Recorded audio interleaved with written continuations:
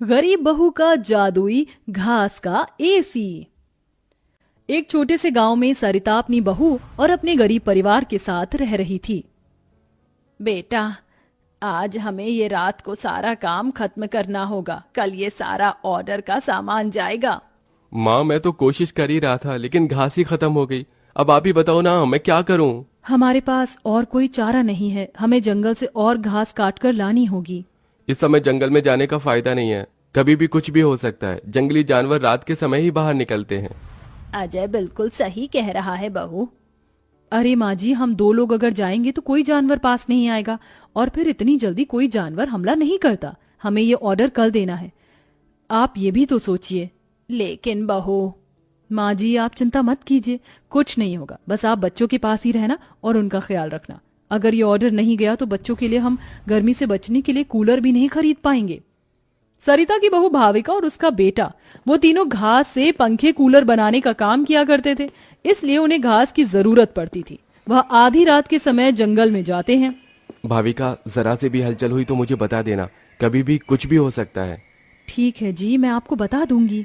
अजय और भाविका दोनों ही जंगल में घास काट रहे होते हैं, तब उन्हें झाड़ियों से आवाज आने लगती है। क्या तुमने भी वहां से कोई आवाज सुनी है?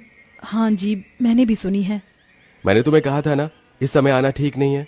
चलो देखते हैं उधर क्या है। भाविका और अजय झाड़ियों के पास जैसे ही जाते हैं, उन झाड़ियों के पीछे से एक आदमखोर भेड़िया निकलता है। भाविका, भागो यहाँ से, यहाँ पर तो बहुत खतरनाक भेड़िया है। अजय और भाविका दोनों अपनी जान बचाकर भागने लगते हैं। अजय, अब हम लोग क्या करें? कहीं भेड़िए ने हमें खा लिया तो? रुकना मत, बस भागती जाओ। भागते भागते वो दोनों जंगल से किसी तरह बाहर निकल आते हैं और भेड़िया उनका पीछा छोड़ देता है। जान बची तो लाखों पाए, लौट के बुद्धू घर को आए। रास्ते में चलते हुए आधी रात के समय उन्हें गांव के एक कूड़े के ढेर के पास एसी पड़ा हुआ नजर आता है। अरे देखो जी, यहाँ पर एसी पड़ा है। अरे पता नहीं किसका होगा, चलो यहाँ से चलते हैं। मुझे लगता है किसी ने ऐसे ही डाल दिया होगा। मैं तो कहती हूँ इसे लेकर चलते हैं। भाविका अजय को एसी ले जाने के लिए मना लेती है, जिसके बाद वो दोनों उस एसी को घर ले आते हैं। तुम दोनों तो घास लेने गए थे, ये क्या लेकर आ गए हो?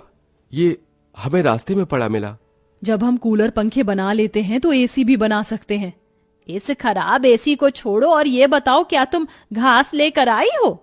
सरिता के ये बोलने के बाद जंगल की दुर्घटना के बारे में दोनों बताते हैं, जिसे सुनकर सरिता हैरान रह जाती है। अच्छा, इसका मतलब बहुत बड़ी मुसीबत से बचकर आए हो तुम दोनों, और साथ में ये कचरा उठाकर ले आए।